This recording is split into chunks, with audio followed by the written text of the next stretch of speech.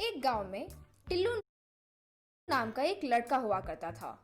उसे पतंग बहुत ज्यादा पसंद थी।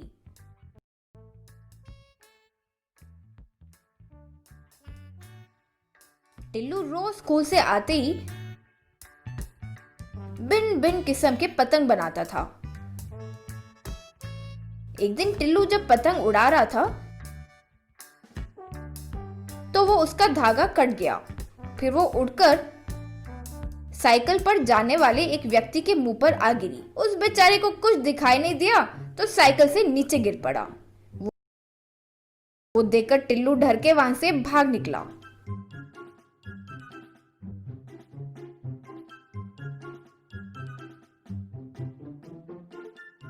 एक और दिन एक लड़का और लड़की चेस खेल रहे थे।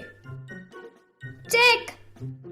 इतने में टिल्लू की पतंग आकर उस चेस बोर्ड पर गिर पड़ी तो वो पूरा का पूरा चेस बोर्ड हिल गया। मैं ही जीतने वाली थी कहकर टिल्लू की ओर देखकर, रे टिल्लू, आज तो तू मेरे हाथ से गया रे कहकर उसके पीछे भागने लगी। टिल्लू भाग गया। फिर एक बार टिल्लू की पतंग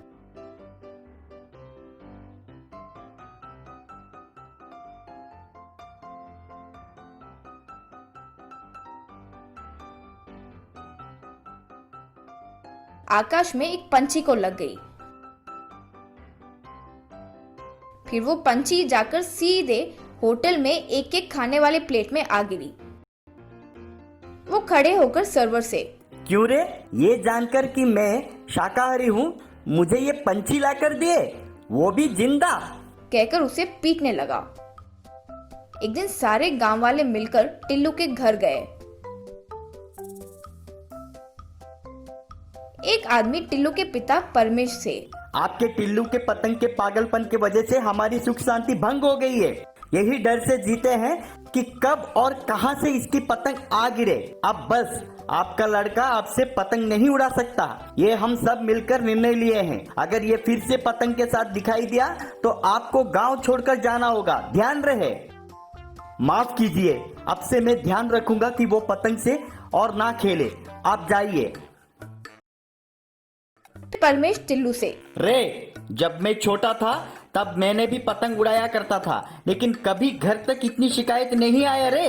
पतंग के साथ भी कोई इतनी परेशानी खड़ा कर सकता है, ये तुमसे ही पहली बार मैं देख रहा हूँ। अब से अगर तुम पतंग उड़ाए या तैयार करने की कोशिश किए तो तुम्हें ले जाकर मिलिट्री स्कूल में भर्ती करा दूंगा, कहकर चला गया। ये सब मेरी पतंग का धागा कटने की वजह से हो रहा है। अब से ये धागा कभी ना टूटे, ऐसे शक्तिशाली पतंग बनानी होगी और ये बात किसी को नहीं पता चलनी चाहिए, सोचा। इस तरह टिल्लू चुपके से स्कूल के बाद एक बंद की हुई फैक्ट्री पर जाता था। वहां 2-3 घंटे बिताकर घर जाता था।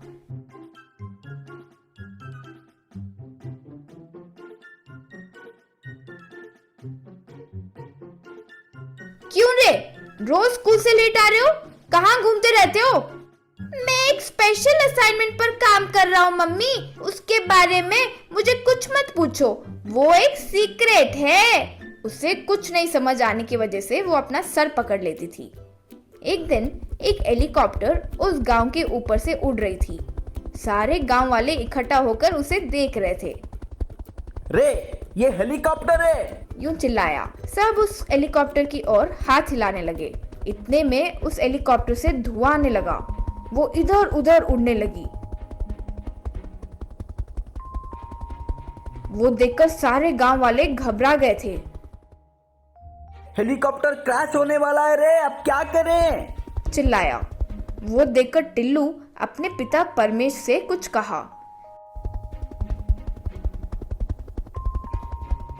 कुछ देर बाद परमेश टिल्लू एक ट्रक में एक बड़े से पतंग को लेकर आए।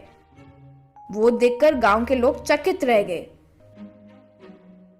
टिल्लू परमेश मिलकर उस पतंग को उड़ाने लगे। वो जायंट काइट हवा में उड़ने लगी। वो हेलीकॉप्टर के बहुत करीब गई।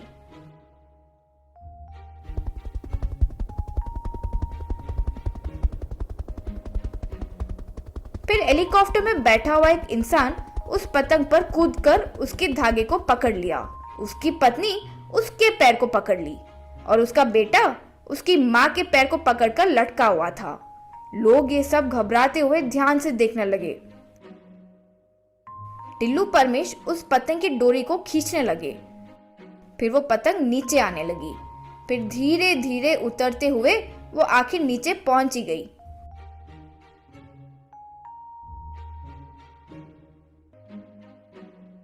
फिर गांव वाले चैन की सांस लिए। नीचे उतरे लोग। परमेश और टिल्लू को हाथ जोड़कर धन्यवाद किए। आपने हमारी जान बचाई। आपका यह एहसान हम जिंदगी भर नहीं चुका पाएंगे। मैं इस देश का सबसे ज्यादा अमीर आदमी हूँ। आपने जो किया उसकी कोई कीमत नहीं है, लेकिन अभी के लिए मैं आपको ये 1 करोड़ रुपए का चेक दे रहा हूँ और आपको जितने चाहिए होंगे उतना दूंगा। और साथ ही आपके गांव में पाठशाला, अस्पताल और आपको जो चाहिए वो सब बनवाऊंगा। गांव के लोग खुशी से तालियां मारने लगे। परमेश ने टिल्लू को शाबाशी दिया। फिर गांव के सारे लोग कुछ कुछ पैसे डालकर